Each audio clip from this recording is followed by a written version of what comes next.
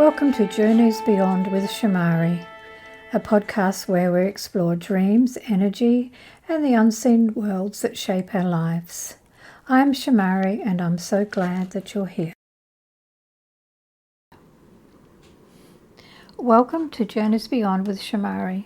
Today I want to take you somewhere a little unexpected, behind a red door, into the territory of feminism, women's body, and something I've been calling the end of objectification, with the help of a little cheeky companion named Bob. This isn't a political rant. It's a heart-level conversation about how women learn to see ourselves through other people's eyes and what it feels like to quietly step out of that and become the origin of our own choices. I'll share a late-night story about searching for red doors and being handed women's bodies instead. A very imperfect little history of feminism and how Bob, my battery-operated boyfriend, turned into a book, became a playful way to talk about sovereignty, pleasure, and power in midlife. And most of all, I want to offer you one simple question to take into your week. In this moment, am I an object or the origin? So if that stirs some curiosity in you, take a breath, settle in, and let's step together beyond the red door. So the red door. I was preparing content around Bob, the book, the launch, the whole cheeky energy of it, and I wanted an image. A red door is such a strong symbol, a threshold, a choice, a moment of crossing. So I go looking for red door imagery late at night because that's when half my creative life happens. And what comes up wasn't red doors, it was women's bodies. Women posed in doorways, women as the doorway, women's bodies as the invitation, the product, the entry point. And I remember just sitting there and feeling something land in my body. Not shock, not surprise, more like a very old grief, because it wasn't new. It was familiar, and I could feel my system brace like it remembered a rule it didn't consciously agree to. Even the door isn't allowed to be a door. The door has to be a woman. And that was the moment I thought, okay, we need to talk. Because this isn't just images, it's training, a training to become the object. Now I'm going to, in a very imperfect little way, talk about the history of feminism, not academic, more lived way. We've gained so much. Women can vote, own property, get educated, earn money, leave marriages, choose our lives in ways that weren't possible for many women not that long ago. Those are real freedoms, and yet so many women still carry an inner sensation of being looked at, measured, assessed, and judged, as if you're inside a shop front. And it starts early. We learn to split ourselves into two, the one who is living and the one who has been watching ourselves live. That watcher becomes the manager of the gaze. And the watcher isn't you either. It's conditioned, inherited, cultural. And so we can all have the outer freedom, but still feel like it's not fully living from the inside out. Still curating, still performing, still bracing.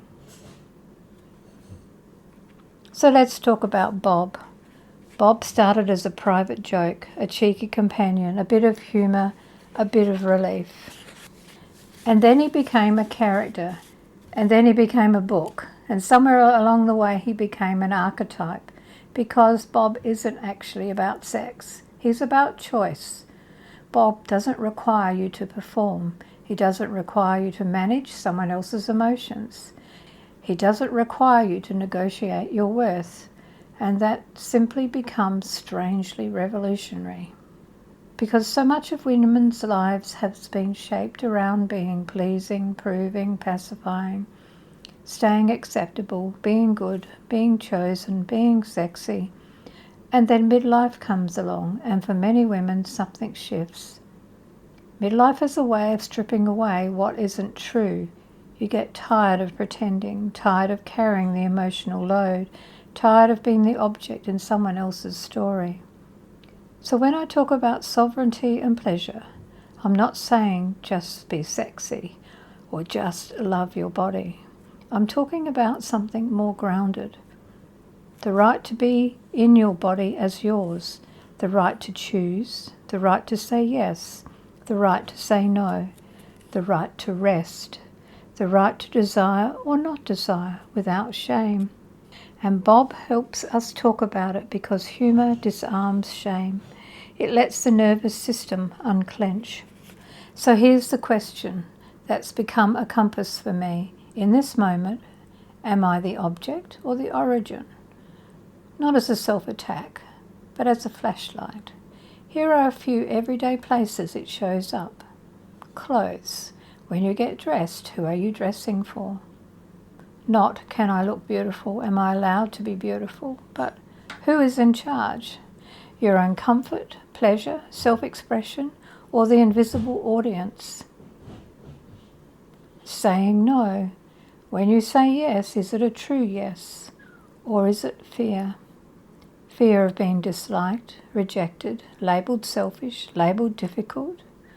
Origin says, I can be kind and still be clear.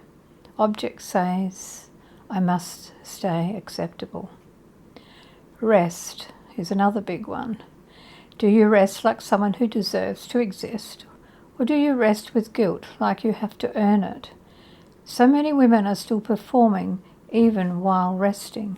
And the shift into origin is often this simple, I'm not a machine. I didn't exist to be consumed. And this is why the red door matters. Because so many women have been taught that their bodies are doorways for other people. But what if the red door is a doorway back to yourself? I want to close softly and gently because this work isn't about burning everything down. It's not about turning your life into a battlefield. It's about becoming the origin one moment at a time. Sometimes the first step is simply noticing the watcher, noticing the gaze, noticing where you've been trained to perform, and then choosing one small act of origin, one true no, one true yes, one breath where you can come back inside yourself, one decision made from the body, not the audience. So take the question into your week. In this moment, am I the object or the origin? And just see what it reveals.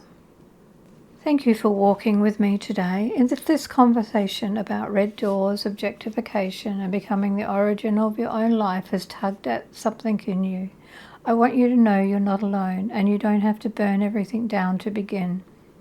You can start very softly by noticing where you're still waiting to be chosen and where you've quietly had the key all along.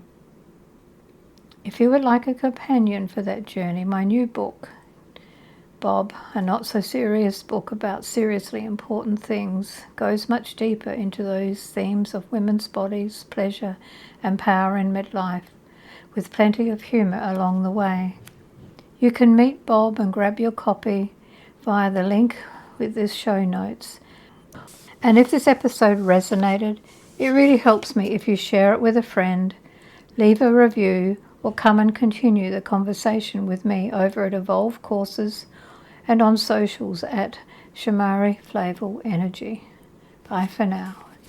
You've been listening to Journeys Beyond with Shamari. Thank you for sharing this time with me. New episodes are released every Friday. So until next time, keep your energy soft and your journey open.